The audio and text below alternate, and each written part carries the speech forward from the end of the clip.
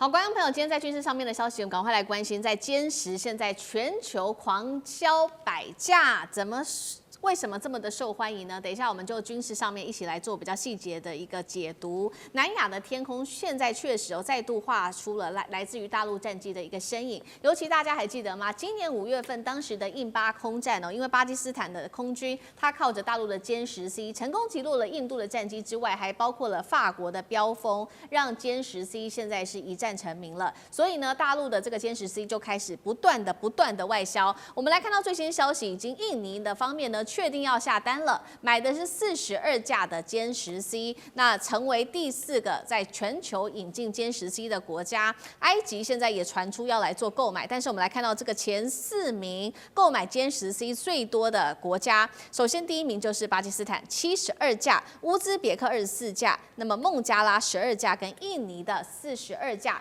印尼之所以我们今天拿出来特别解读，就是因为它是首次的采购来自于非西方的主力战机，也象征大陆正式的打破来自美欧在东南亚的军武上面的封锁。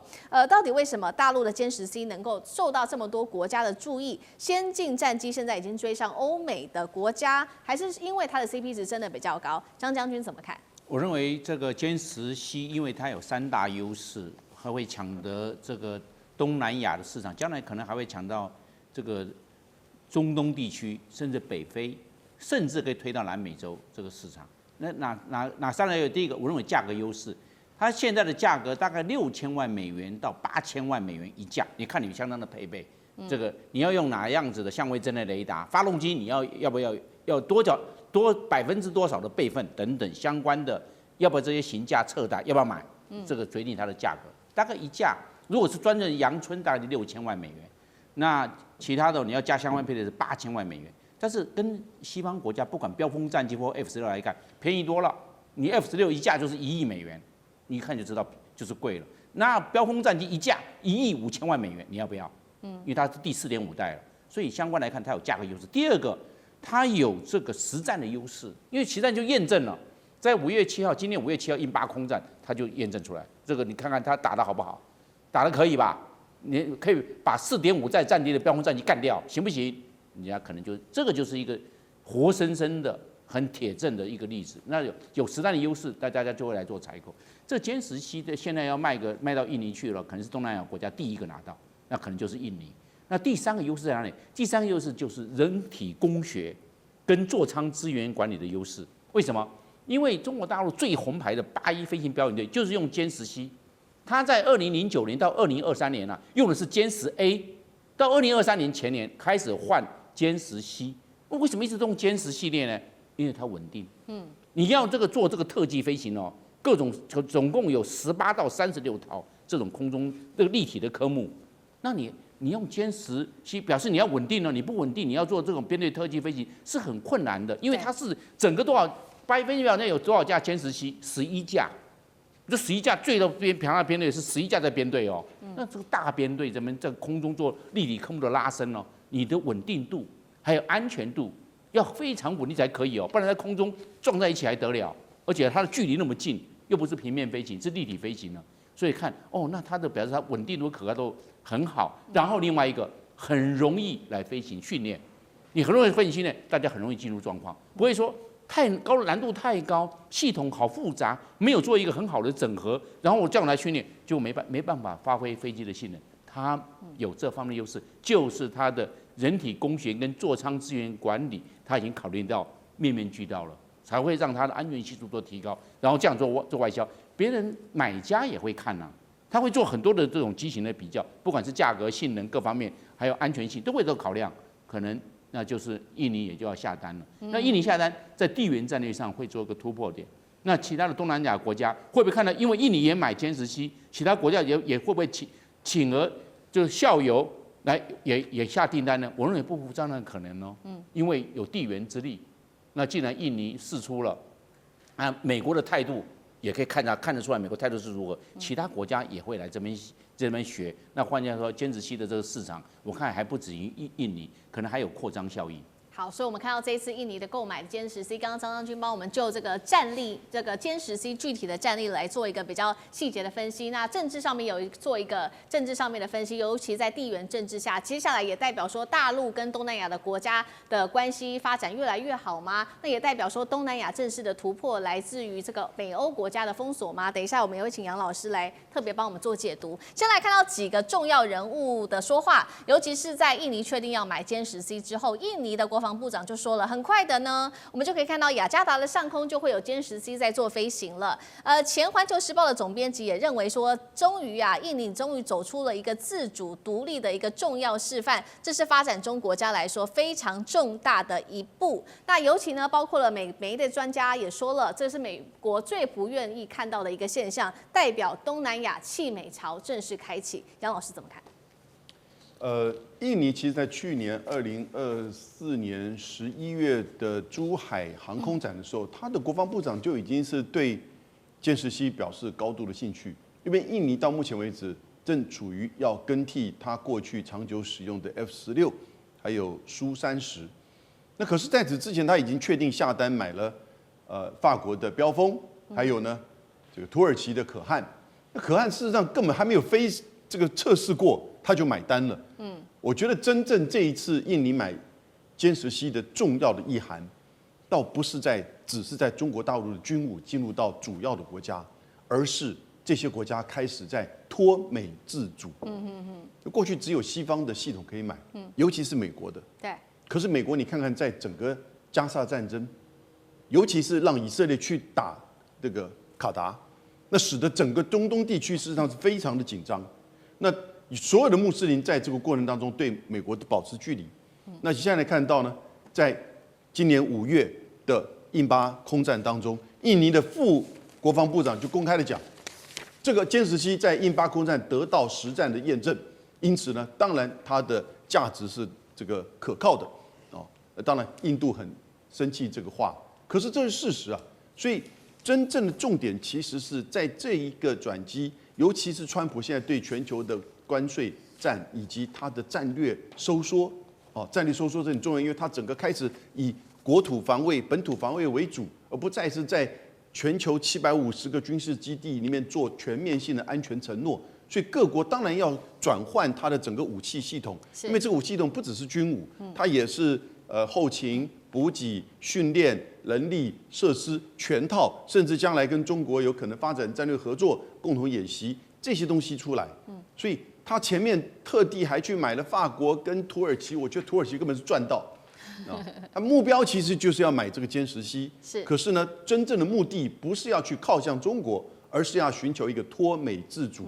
因为中国并不要求别的国家说你不可以用美国的系统，你要用中国的系统。所以我觉得这个真正的战略的意涵是多重的。好，东南亚国家这一次终于在买了中国大陆的歼10C，展现了脱美自主化的一个决心。接下来就看着其他的东协国家会不会也做类似的事情哦。那其实我们也来看到，现在呢，突然间有一个最新的数字哦，是来自于世界现代军机名录的一个最新排名。这个排名蛮有趣的，等一下请聂老师来带我们看。因为呢，这边正式宣布说，印度啊在空军上正式超越了大陆，成为全球第3大空军强权。那现在做了一个排名，第1名是美国，再来俄罗斯，接着印度则是才是中国。大家也在看说，到底为什么印度会超越中国呢？那这一篇报道也特别做了分析，说印度的空军进步的不只是它的数量而已，还有它的精准的打击能力，跟它的指挥、调度、协调、战略范围等等，已经从防御性的空军正式转向了区域制空主导者。真的是这样吗？聂老师怎么看？